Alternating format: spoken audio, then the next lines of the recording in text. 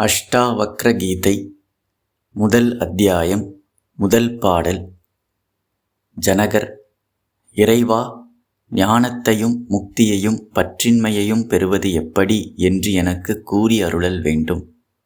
அஷ்டாவக்ரர்: அன்பானவனே, முக்தியை நீ விரும்புபவனாக இருந்தால் புலன் விஷயங்களை நஞ்செனத் தள்ளு. பொறுமை, நேர்மை, வாய்மை, தயை, திருப்தி என்னும் இவற்றை அமுதனப்பேன்.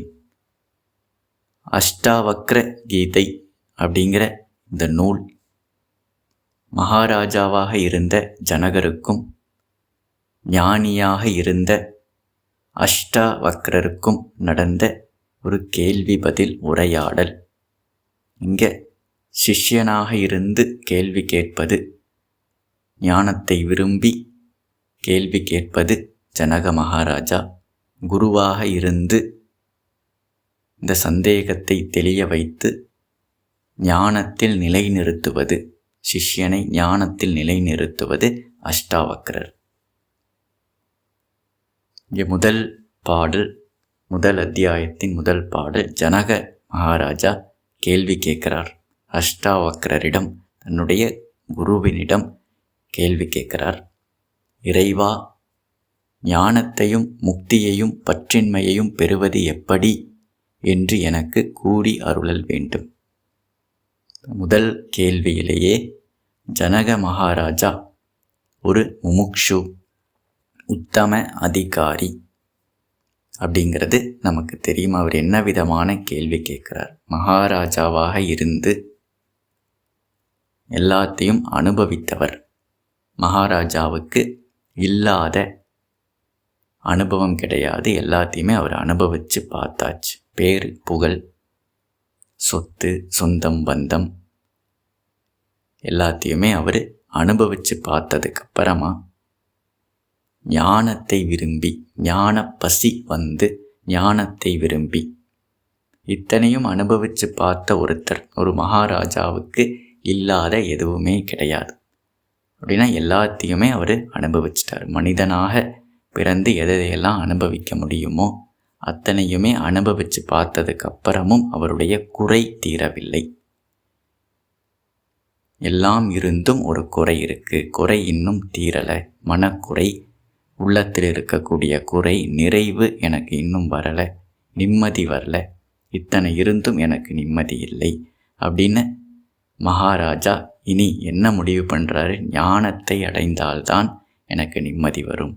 ஏன்னா இந்த பூமியில் அடைய வேண்டியதெல்லாமே நான் அடைந்து விட்டேன். மகாராஜாவாக இருந்து என்னென்னலாம் ஒரு மனுஷன் அடைய முடியுமோ அத்தனையும் அடைந்து நன்றாக அனுபவித்ததுக்கு பிறகும் என்னுடைய குறை தீரவில்லை, நிறைவு வரவில்லை, சாந்தி நான் அடையவில்லை அப்படின்னு தெரிஞ்சதுனால, அனுபவித்து தெரிஞ்சதுனால இன்னும் மிச்சம் இருக்கிறது இந்த ஞானம், முக்தி அப்படிங்கிறது தான்.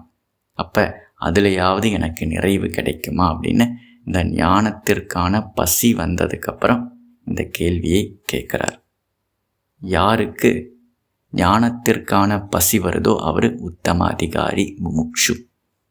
கேள்வி கேட்டதுக்கப்புறம்தான் பதில்.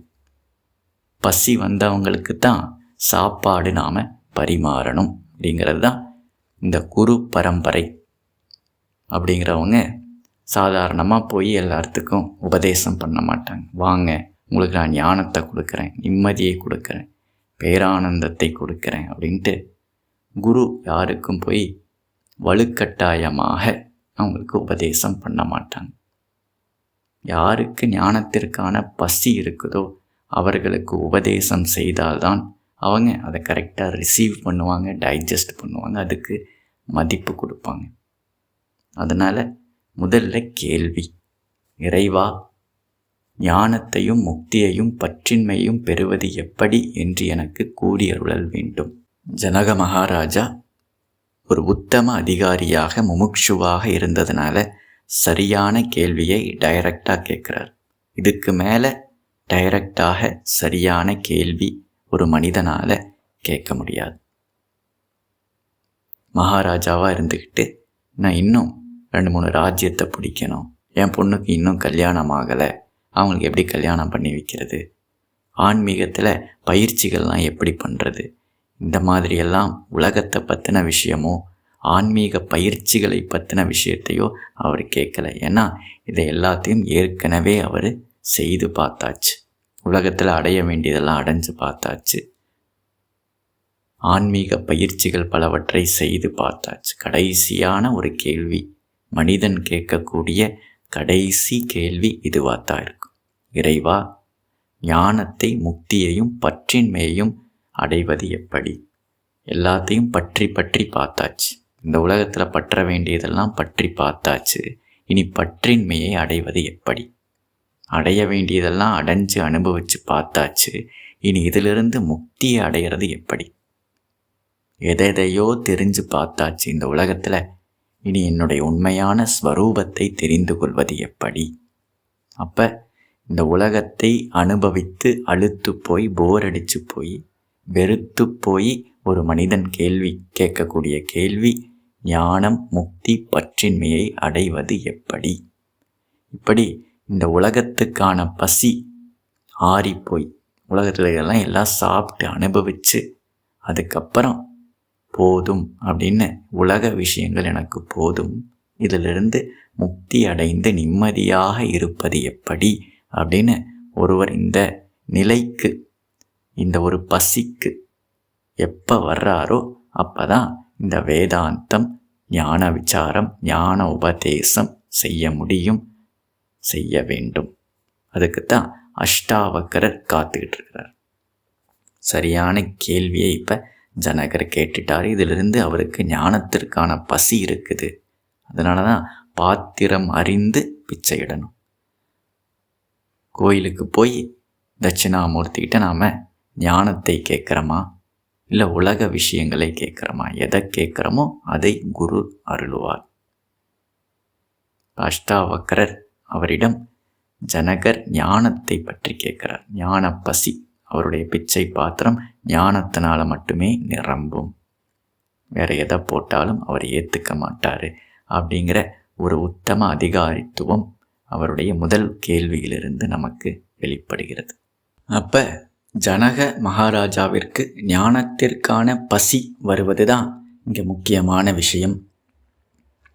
அஷ்டாவக்கரர் அந்த ஊரில் ரொம்ப நாளமாக இருந்துட்டு தான் இருக்கார், ரொம்ப காலமாக இருக்கிறாரு, பல பேர்த்துக்கு உபதேசம் செய்கிறாரு. ஜனக மகாராஜாவும் அதே ஊரில் தான் இருக்கிறார். ஆனால் இன்னைக்கு தான் அவருக்கு ஞானத்திற்கான பசி வந்திருக்கு. குருமார்கள், ஞானிகள், உபனிஷதம், சாஸ்திரம் எப்பவுமே அவைலபிளாக இருக்குது. இந்த பிரபஞ்சம் எப்போ இருந்துருக்குதோ அப்போ இருந்து சாஸ்திரம் அவைலபிளாக இருக்குது, கைடன்ஸ் அவைலபிளாக இருக்குது. ஆனால் அது எதற்காக காத்துக்கிட்டு இருக்கு? சாஸ்திரம், குருமார்கள், ஞானிகள் எதற்காக காத்துக்கிட்டு இருக்க வேண்டியது இருக்குது அப்படின்னா, ஞான பசி ஒருத்தருக்குள்ளே எப்போ வருதோ அப்போ தான் நாம் உபதேசம் பண்ண முடியும். குழந்தை எப்போ அழுகுதோ அப்போ தான் அம்மா போய் பால் கொடுப்பாங்க. பால் அம்மா கொடுக்கலாம், ஆனால் பசியை யார் வர வைக்கிறது? குருமார்கள், ஞானிகள் சிஷ்யனுக்கு உபதேசம் செய்யலாம், ஆனால் சிஷ்யனுக்குள்ளே இந்த ஞான பசி அது யார் வரவழைப்பது அப்படின்னா, அருள் சக்தியின் கையில் தான் அது இருக்குது. அது வரவேண்டிய நேரத்தில் மட்டுமே அது வரும். அது யார் கையிலையும் இல்லை. நாமளே நமக்கு பசியை வர வச்சுக்க முடியாது. யாரும் வெளியிலிருந்து நமக்கு இந்த ஞானத்திற்கான பசியை கொடுக்க முடியாது, கொண்டு வர முடியாது. அதுவாகத்தான் வரும். அதுதான் இதிலிருந்து நமக்கு தெரியுது அருள் சக்தி. அவனருளாலே அவன் தாள் வணங்கி, இறைவனுடைய அருள் இருந்தால் தான் அந்த அருள் சக்தியே ஒரு ஜீவனுக்குள்ள ஞானத்திற்கான பசியை கொடுக்கிறது, உருவாக்குகிறது. திடீர்னு ஞானத்திற்கான பசி ஒரு ஜீவனுக்குள்ளே வருது. உலகத்துக்கான பசி இருந்துக்கிட்டு இருந்த அந்த ஜீவனுக்குள்ளே இப்போ திடீர்னு ஞானத்திற்கான பசி வருது. இது யார் செய்த செயல் அப்படின்னா, அருள் சக்தி செய்கின்ற செயல். இறைவனுடைய அருள் சக்தி செய்கின்ற செயல். ஞான பசியை நமக்கு உள்ளுக்குள்ளே இருந்து, நமக்கு உள்ளே இருந்து அது வெளிப்படுகிறது. ஞானத்திற்கான பசி அது யார் கையிலையும் இல்லை. ஜீவனுடைய கையிலையும் அந்த பசியை வரவழைக்கக்கூடிய திறன் இல்லை. எந்த குருமார்கள், ஞானிகள் எக்ஸ்டர்னலாக இருந்து தன்னுடைய உலகத்துக்கு எல்லாம் உபதேசம் பண்ணுவாங்க. ஆனால் தன்னுடைய பையனுக்கோ தன்னுடைய மனைவிக்கோ உபதேசம் செய்ய முடியாது. ஏன்? அவங்களுக்குள்ள ஞானத்திற்கான பசி இல்லை. அதை இவர் கொண்டு வர முடியுமா? பசி எடுக்க வைக்க முடியுமான்னா முடியாது. அப்போ அது யார் கையில் இருக்குது? அது இறைவனுடைய கையில். ஞானத்திற்கான பசி ஒரு உத்தம அதிகாரியாக இங்கே ஜனகர் கேள்வி கேட்கிறார். அதற்காக உத்தம குருவான அஷ்டாவக்கரர் பதில் சொல்கிறார். அன்பானவனே, முக்தியை நீ விரும்புபவனாக இருந்தால் புலன் விஷயங்களை நஞ்செனத் தள்ளு. பொறுமை, நேர்மை, வாய்மை, தயை, திருப்தி என்னும் இவற்றை அமுதெனப் பேண். முக்தியை நீ விரும்புபவனாக இருந்தால், நீ கேள்வி கேட்குறீங்க, ஞானத்தை அடைவது, முக்தியை அடைவது, பற்றின்மையை அடைவது. உண்மையாலுமே இது உங்களுக்கு வேணும், நீங்கள் ஒரு முமுக்ஷுவாக இருந்தால், முக்தியை நீ விரும்புபவனாக இருந்தால், உலகத்தை விரும்புபவனாக இருந்தால் அவர் சம்சாரி. முக்தியை விரும்புபவனாக இருந்தால் அவர் முமுக்ஷு. நீங்கள் உண்மையிலேயுமே முமுக்ஷுவாக இருந்தால் கேள்வி கேட்குறதெல்லாம் விவேகமாக கேள்வி கேட்குறீங்க. அந்த விவேகம் உதித்ததுனால தான் நீங்கள் இந்த மாதிரியான டைரக்டான, தெளிவான, சரியான, சுற்றி வளைக்காமல் கேட்குறீங்க. அதிலிருந்தே உங்களுடைய விவேகம் தெரியுது. ஜனகருடைய விவேகம் வெளிப்படுது. விவேகம் இருந்தால் தான் இந்த மாதிரியான ஒரு கேள்வி கேட்க முடியும். ஒரு கேள்விக்கும் ஒரு மதிப்பு இருக்குது, குவாலிட்டி இருக்குது. இது ரொம்ப ஹை குவாலிட்டி கேள்வியாக இருக்குது. அப்போ ஞானத்தினால்தான் தன்னுடைய உண்மையான ஸ்வரூபம் என்ன அப்படின்னு நாம் தெரிஞ்சுக்கிட்டால் தான் முக்தியை அடைய முடியும். பற்றுக்களை வேரோடு அறுக்க முடியும் அப்படின்னு தெரிஞ்சதுனால தான் இந்த ஞானத்தை, எந்த ஞானத்தினால முக்தியையும் பற்றின்மையையும் அடைய முடியுமோ அந்த ஞானத்தை அடைவது எப்படி அப்படின்னு கேள்வி கேட்குறார். அதற்கு முன்னாடி இருப்பதெல்லாம் அவருக்கு ஏற்கனவே தெரியும். எல்லாம் அலசி பார்த்தாச்சு. ஆன்மீக பாதைகள் எல்லாத்தையும் அலசி பார்த்தாச்சு. உலகங்களை, உலகப் பொருட்களை, உலக அனுபவங்கள் எல்லாத்தையும் அனுபவித்து பார்த்தாச்சு. ஆன்மீக ப்ராக்டிஸ்லாம் பண்ணி பார்த்தாச்சு. கடைசியாக ஞானத்தை அடைந்தால்தான் முக்தி அப்படின்னு தெரிஞ்சதுனால நான் இந்த கேள்வியை டைரக்டாக கேட்குறேன். அதுக்கு முன்னாடி இருக்கிறதெல்லாம் நாம் இப்போ டிஸ்கஸ் பண்ண வேண்டாம் அப்படின்னு கேள்வி கேட்கறதுலேருந்து ஜனகரினுடைய விவேகம் வெளிப்படுது. அதில் டவுட்டே இல்லை. அவருக்கு விவேகம் இருக்குதுங்கிறதுல டவுட் இல்லை. விவேகம் இல்லாமல் இந்த மாதிரி கேள்வியை கேட்க முடியாது. அடுத்து முமுக்ஷுத்துவம் இருக்குது. விடுதலைக்கான வேட்கை, முக்திக்கான வேட்கை இருக்கிறதுனால தான் இந்த கேள்வி கேட்குறார். அப்படி இல்லைன்னா கேட்டிருக்க மாட்டார். இப்போ விவேகமும் இருக்குது, முமுக்ஷுத்துவம் இருக்குது. அடுத்து அஷ்டாவக்கரர் தன்னுடைய பதிலில் உங்களுக்கு வைராக்கியம் இருக்குதா, சமதமாதி ஷட்க சம்பத்துக்கள் இருக்குதா, நமக்கு இந்த முக்தி அடையிறதுக்கு விவேகம், வைராக்கியம், சமதமாதி ஷட்க சம்பத்துக்கள், முமுக்ஷுத்துவம், இந்த மாதிரியான குவாலிட்டிஸ் இருந்தால் தான் நம்ம ஞானத்தில் நிலை பெற முடியும். விவேகமும் முமுக்ஷத்துக்கும் ஃபஸ்ட்டு கேள்வியிலேயே ஜனகருக்கு இருக்குது அப்படிங்கிறது நமக்கு தெரியுது. அடுத்து அஷ்டாவக்கரர், அன்பானவனே, முக்தியை நீ விரும்புபவனாக இருந்தால், நீ உண்மையாலுமே ஒரு முமுக்ஷுவாக இருந்தால் புலன் விஷயங்களை நஞ்செனத் தள்ளு. வைராக்கியம், சமம் தமம் உபரதி, திதிக்ஷா, ஸ்ரத்தை, சமாதானம் அப்படிங்கிற குவாலிட்டிஸ் எல்லாம் நீ வளர்த்திக்கணும். விவேகம், முமுக்ஷுத்துவம் இருக்குது. அது ஏற்கனவே ஃபஸ்ட்டு கேள்வியில் தெரிஞ்சிருச்சு. இனி வைராக்கியத்தையும் சமம் தமம் உபரதி, திதிக்ஷா, ஸ்ரத்தை, சமாதானம் அப்படிங்கிற ஷட்க சம்பத்துக்கள் இதையெல்லாம் நாம் கொஞ்சம் கொஞ்சமாக வளர்த்திக்கிட்டா தான் அதுக்கு நீங்கள் ரெடியாக இருந்தால் இதுக்கு மேலே நாம் உபதேசம் செய்யலாம். இல்லை, நான் உலகத்தை விட முடியாது, உலகப் பற்றுக்களை விட முடியாது, எனக்கு அந்த அளவுக்கு வைராக்கியம் இல்லை, என்னுடைய குடும்பத்தையோ ராஜ்யத்தையோ விட முடியாது, இதை விடாமல் எப்படி முக்தி அடையிறதுன்னு நீங்கள் சொல்லி கொடுங்க அப்படின்னு சொன்னால் இதுக்கப்புறம் உபதேசம் செய்து எந்த பிரயோஜனமும் இல்லை. புலன் விஷயங்களை நஞ்செனத் தள்ளு. ஏன்னா முக்தி நிலையில் இந்த ஆனந்தத்தை, நிறைவை நாம் அடையணும்னா பிரம்ம அனுபவம், உலக அனுபவத்திலிருந்து பிரம்ம அனுபவத்தில் ஷிஃப்ட் ஆகிறது தான் இந்த முக்தி, இந்த நிறைவு. உலகத்தை நான் காலையிலிருந்து நைட்டு வரைக்கும் அனுபவித்து கொண்டிருந்த நான், உலகத்தினுடைய குறைகள், உலகத்தில் வரக்கூடிய எக்ஸைட்மெண்ட்டு, சஃபரிங்கு, நல்லது கெட்டது இதையெல்லாம் அனுபவித்து கொண்டிருந்த நான் அதுக்கப்புறம் சச்சிதானந்தம், பரமானந்தம், பிரம்மானந்தம், நிறைவை நான் அனுபவிக்கணும். உலகப் பொருட்களை அனுபவித்த நான் பிரம்மத்தை அனுபவிக்கணுங்கிற இந்த ஷிஃப்ட்டுக்கு தான் நீங்கள் கேள்வி கேட்குறீங்க. அப்போ கொஞ்சம் கொஞ்சமாக உலக விஷயங்களை, புலன் விஷயங்களை நாம் நிறுத்தணும், அனுபவிக்கிறத நிறுத்தணும். இந்த ஷிஃப்ட்டு நடக்கணும். உலக அனுபவத்திலிருந்து பிரம்ம அனுபவத்துக்கு வரணும்னா ஃபஸ்ட்டு புலன் விஷயங்களை நஞ்சன தள்ளு. சமம் தமம்.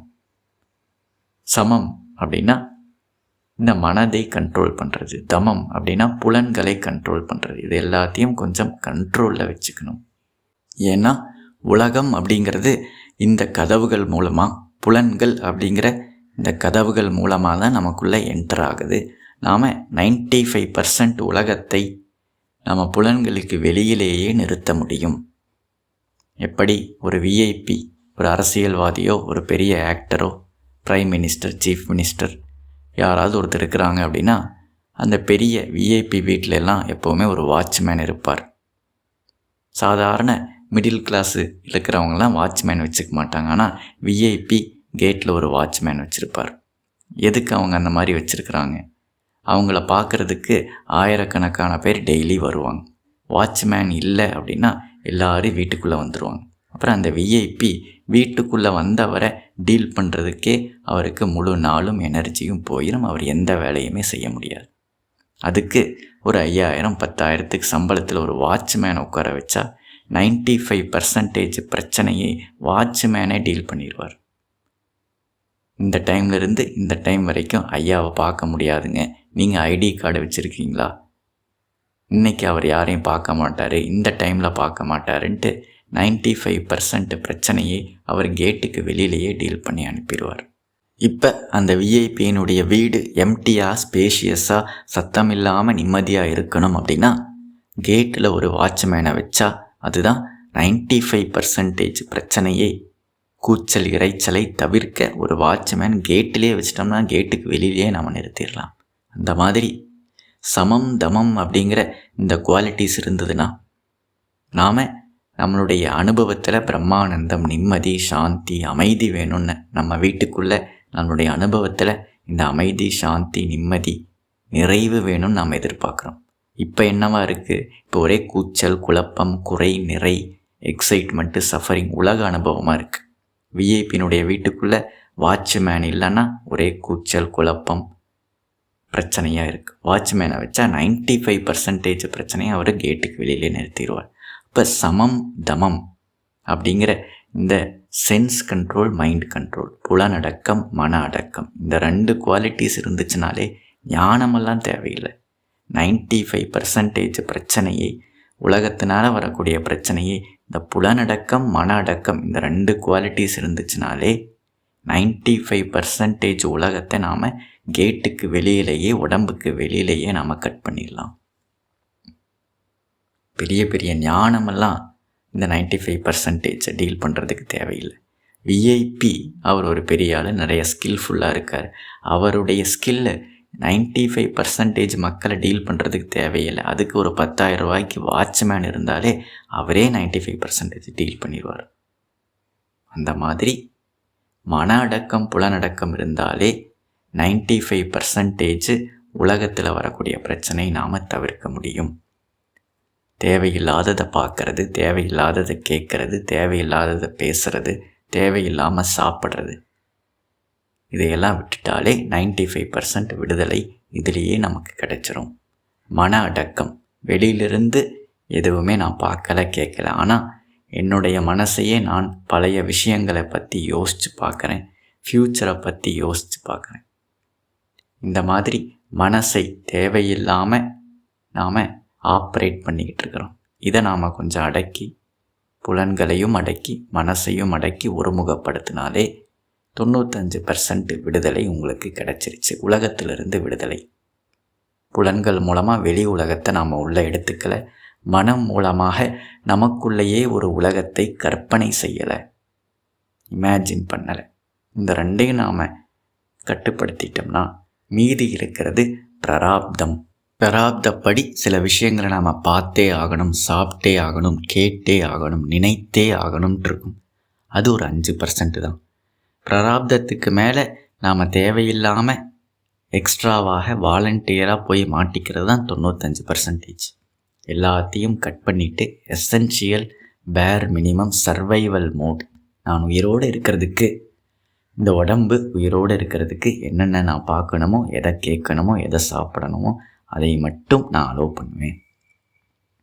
கேட்டில் இருக்கக்கூடிய வாட்ச்மேன் ஐடி கார்டை பார்த்துட்டு எசென்ஷியலாக இருக்கிறது விஐபி சொல்லி வச்சுருப்பார், இவங்கள மட்டும்தான் உள்ளே விடணும், இவங்க தான் எசென்ஷியல். அந்த மாதிரி நாம் எல்லா கேட்டையும் கண்டபடி ஓப்பன் பண்ணி ஜிபி கணக்கில் உலகத்தை நாம் கன்சியூம் பண்ணாமல் எல்லாத்துக்கும் ஒரு வாட்ச்மேன் போட்டு ஃபில்டர் பண்ணி எது எசென்ஷியலோ, இது என்னுடைய வாழ்க்கைக்கு தேவையா, நான் உயிரோடு இருக்கிறதுக்கு தேவையா, இதை நான் அவாய்டு பண்ண முடியாதா, அனுபவிச்சே ஆகணுமா அப்படிங்கிறத மட்டும் ஃபில்டர் பண்ணி உள்ள விடணும். இப்போ மிஞ்சி இருக்கக்கூடிய இந்த 5% பிராரப்தம் சில விஷயத்தை கேட்டே ஆகணும், பார்த்தே ஆகணும், சாப்பிட்டே ஆகணும். அதை மனசு வரைக்கும், உடம்புக்கும் மனசுக்கும் ஒரு நடுவில் ஒரு கேட்டில் மெயின் கேட்டில் ஒரு வாட்ச்மேன், அதுக்கப்புறம் நடுவில் இன்னொரு வாட்ச்மேன், உடம்புக்கும் மனசுக்கும் நடுவில் ஒரு பேரிகேட் போட்டு அங்கே இன்னொரு செக்கிங், இன்னொரு ஃபில்டர் பண்ணணும். சில விஷயங்களை நாம் பார்க்கணும், கேட்கணும், ஆனால் நினைக்கணுங்கிற அவசியம் கிடையாது. எத்தனையோ விஷயத்தை நாம் பார்க்குறோம், அதையெல்லாம் நாம் நினைக்கணும், நாம் ரெஜிஸ்டர் பண்ணி வச்சுக்கணுங்கிற அவசியம் கிடையாது. நாம் ட்ரெயினில் போகிறோம், பஸ்ஸில் போகிறோம், காரில் போகும்போது ஒரு 4 மணி நேரம் போகிறோம், எத்தனையோ விஷயத்தை பார்க்குறோம், யாரும் நம்மளை கடந்து போகிறாங்க, எல்லாத்தையும் நாம் ரெஜிஸ்டர் பண்ணிக்கிறது இல்லை. அப்போ பார்த்தே ஆகணும், நான் இந்த ரோட்டை பார்த்தே ஆகணும்னு இருக்குது, ஆனால் அதையெல்லாம் என் மனது வரைக்கும் எடுத்துக்கணும், கண்ணு வரைக்கும் எடுத்தால் போதும், மனசு வரைக்கும் அது வர தேவையில்லை. அப்போ கண்ணு திறந்தே இருக்கணும், காது திறந்தே இருக்கணும்னு சில இடத்துல நாம் இருக்க வேண்டியது இருக்குது, யூஸ் பண்ண வேண்டியது இருக்குது. ஆனால் அது மனசு வரைக்கும் அலோவ் பண்ணாமல் அங்கே ஒரு பேரிகேட் போட்டால் அதில் ஒரு 2% அங்கேயே நின்றும். அதுக்கு மேலே ஒரு 3% தான் மீதி இருக்குது. மனதையும் கடந்து நாம் சில விஷயங்களை யோசிக்கணும், பிளான் பண்ண வேண்டியது இருக்கும், ரோல் ப்ளே பண்ண வேண்டியது இருக்கும். குடும்பம் சார்ந்த அடையாளங்கள், ரோல் ப்ளே, ஹஸ்பண்டு, ஒய்ஃபு, அப்பா, அம்மாங்கிற இந்த ரோல் ப்ளே, ப்ரொஃபஷ்னலுங்கிற ரோல் ப்ளே, அங்கே நாம் யோசிக்க வேண்டியது இருக்கும், அகங்காரமாக ரோல் ப்ளே பண்ண வேண்டியது இருக்கும். இது ஒரு 3% இருக்குது. இதை நாம் ஞானத்தை வைத்து டீல் பண்ணி இந்த அகங்காரத்தை தாண்டி வராமல், எனக்குள் வராமல் அகங்காரத்தோடு அதை நாம் நிறுத்த முடியும். என்ன டச் பண்ணாமல் அது வெறும் ரோலை மட்டும்தான் டச் பண்ண நிறுத்தி, இங்கே மட்டும் இந்த 3%, 95% வெறும் சமம் தமம் வெளியில் கேட்லேயே, உடம்புக்கு வெளியிலேயே நிறுத்தியாச்சு. அதுக்கப்புறம் சில விஷயங்களை மனது உடம்புலேருந்து கண்ணு மூலமாக வந்துருச்சு, ஆனால் மனசில் நம்ம ரெஜிஸ்டர் பண்ணாமல் நிறுத்தியாச்சு. சில விஷயங்கள் மனசை தாண்டி வரும், அகங்காரம் வரைக்கும் அது வரும், அகங்காரத்தை தொடும், மானம் அவமானம் எல்லாம் அகங்காரம் வரைக்கும் வரும். இந்த அகங்காரம் வரைக்கும் வந்து தொடக்கூடிய அந்த 3%க்கு மட்டும் நமக்கு ஞானம் தேவை. அப்போ அந்த 100 பேர்த்தில் வாட்ச்மேனே 95 பேர்த்த நிறுத்திட்டார். அதுக்கப்புறம் 2வது வாட்ச்மேன் ஒரு 2% வீட்டுக்கு வெளியிலேயே நிறுத்திட்டார். அப்புறம் 3% தான் இந்த விஐபியை மீட் பண்ண உள்ளே வர்றாங்க. அவங்கள மட்டும் அந்த விஐபி டீல் பண்ணால் போதும். மீதி இருக்கிற 97% வாட்ச்மேன்ஸை டீல் பண்ணி அனுப்பிடுவாங்க. அடுத்து இருக்க குவாலிட்டிஸான உபரதி, திதிக்ஷா, ஸ்ரத்தை, சமாதானம் அப்படின்னா என்ன? இந்த மாதிரி வெளியில் எத்தனையோ பேர் நின்றுட்டுருக்குறாங்க, வாட்ச்மேன் அவங்கள வெளியிலேயே நிறுத்திட்டார். அவங்க சும்மா இருக்க மாட்டாங்க, ஏதாவது கத்திக்கிட்டு இருப்பாங்க, கல் எடுத்து வீசுவாங்க, எதையாவது பண்ணுவாங்க. அதையெல்லாம் இந்த விஐபி பொறுத்துக்கிட்டு இருக்கணும். நாம் இந்த புலனடக்கம், மன அடக்கம், கொஞ்சம் தனிமையில் இருந்தால் இந்த உலகம் சும்மா இருக்காது. அது நம்மளை தூண்டி விட ட்ரை பண்ணிக்கிட்டே இருக்கும். எப்படியாவது நம்மளை வெளியில் இழுக்க இந்த சொந்தம், பந்தம், உலகம், மாயை ட்ரை பண்ணிக்கிட்டே இருக்கும். அதையெல்லாம் நம்ம பொறுமையாக பொறுத்துக்கணும். பொறுமை இல்லாமல் என்னை கோபப்படுத்துகிறேன், நான் யாருன்னு காட்டுறேன், கேட்டை நீக்கி விடுங்க, உள்ளே வரட்டும், நான் பார்க்குறேன் அப்படின்ட்டு எதையாவது பண்ணணும் அப்படின்னா நம்ம தான் மாட்டிக்குவோம், நமக்கு தான் பிரச்சனை. இப்போ பொறுமையாக இருக்கணும். புலனடக்கம், மன அடக்கம், அதுக்கப்புறம் பொறுமை, திதிக்ஷா, ஸ்ரத்தா, சமாதானம். உலகத்தை அனுபவித்து கொண்டிருந்த நான் இப்போ பிரம்மத்தை அனுபவிக்கணும். பிரம்ம அனுபவம் எனக்கு வேணும். ஆத்ம அனுபவம். உலக அனுபவத்தை ஜனக மகாராஜா அனுபவித்து பார்த்தாச்சு. இப்போ அவர் ஆத்ம அனுபவத்தை அனுபவிக்கணும், நிறைவை அடையணும் அப்படின்னு எதிர்பார்க்குறார். உலக அனுபவம் இருந்த இடத்துல ஆத்ம அனுபவம் வரணும். இவ்வளவு நாளாக ஒரு ராஜாவாக இருந்து சின்ன வயசுலேருந்து அந்த போர்க்கலைகளெல்லாம் பயின்று உலகத்தை இந்த மேலும் மேலும் பக்கத்தில் இருக்கிற நாட்டையெல்லாம் எப்படி பிடிக்கணும், ராஜ்யம் எப்படி ஆளணும், உலக பொருட்களை தேடியே அவர் ஓடிக்கிட்டு இருந்தார். அது ஒரு டைரக்ஷன். தன்னுடைய கண்ணு, காது, புலன்கள், ஞான இந்திரியம், கர்ம இந்திரியம், கை கால் எல்லாமே, மனசு எல்லாமே உலகத்தை நோக்கி வேகமாக ஓடிக்கிட்டு இருந்துச்சு. இவ்வளவு நாளாக அது ஒரு டைரக்ஷனில், ஒரு வேகத்தில் 3வது கீரு 4வது கீருன்னு வேகமாக பக்கத்தில் இருக்கிற ராஜாவு கூட எல்லாம் போட்டி போட்டு, பக்கத்து ராஜ்யத்தில் இருக்கக்கூடிய ராஜா கூட எல்லாம் போட்டி போட்டு தன்னுடைய ஞானேந்திரியம், கர்மேந்திரியம், மனம், அகங்காரம் எல்லாம் போட்டி போட்டுக்கொண்டு உலகத்தை நோக்கி ஓடிக்கொண்டிருந்தது. உலகத்தை அடைவதை நோக்கி ஓடிக்கொண்டிருந்தது. இன்னைக்கு அவர் என்ன இடத்துல நிற்கிறார்? போதும், நான் இனிமேல் ஆத்மாவை அனுபவிக்கணும். அப்படின்னா என்ன பண்ணணும்? வண்டி ஒரு டைரெக்ஷனில் ஓடிக்கிட்டு இருக்கு. இப்போ அதனுடைய ஸ்பீடை குறைக்கணும். அதுதான் சமம் தமம், புலனடக்கம். பிரேக் போடுறோம். இவ்வளோ நாளாக பிரேக் போடாமல் கண்டதையும் பார்த்துக்கிட்டு இருந்தோம், கண்டதையும் கேட்டுக்கிட்டு இருந்தோம், கண்டதையும் சாப்பிட்டுக்கிட்டு இருந்தோம். எந்த பிரேக்கும் கிடையாது, ஃபில்டரும் கிடையாது, கார்டும் கிடையாது. இன்றைக்கி நாம் எல்லா இடத்துலையும் பிரேக்கு போடணும். கண்ணுக்கு ஒரு பிரேக்கு, காதுக்கு ஒரு பிரேக்கு, வாய்க்கு ஒரு பிரேக்கு, தோலுக்கு ஒரு பிரேக்கு, மனசுக்கு ஒரு பிரேக்குன்ட்டு எல்லா பிரேக்கையும் நாம் போடணும். ஏன்னா இப்போ வண்டியை நாம் திருப்பணும்.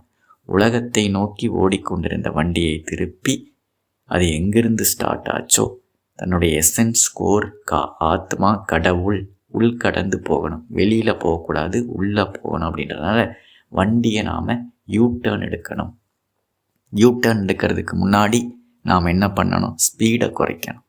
வண்டியினுடைய ஸ்பீடை குறைக்கணும். அப்போ நாம் பிரேக் அழுத்தணும். அதுதான் இந்த சமதமாதி ஷட்க சம்பத்துக்கள். பிரேக்கை போட்டு யூ-டர்ன் எடுக்கணும். யூ-டர்ன் எடுத்ததுக்கப்புறம் என்ன? ஸ்ரத்தை, சமாதானம். குரு ஒரு வழியை காட்டுவார். இவ்வளோ நாளாக நீங்கள் உலகத்தை நோக்கி ஓடிக்கிட்டு இருந்தீங்க.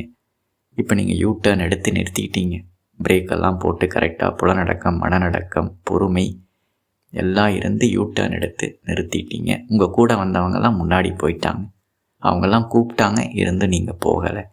எனக்கு இதோட போதும், இதுக்கு மேலே நான் உலக விஷயங்களை நோக்கி ஓட மாட்டேன், அதை அடையிறதுக்கு நான் என்னுடைய உடலையும் மனசையும் பயன்படுத்த மாட்டேன் அப்படின்னு சொல்லி நீங்கள் அவளை கட் பண்ணி விட்டுட்டீங்க.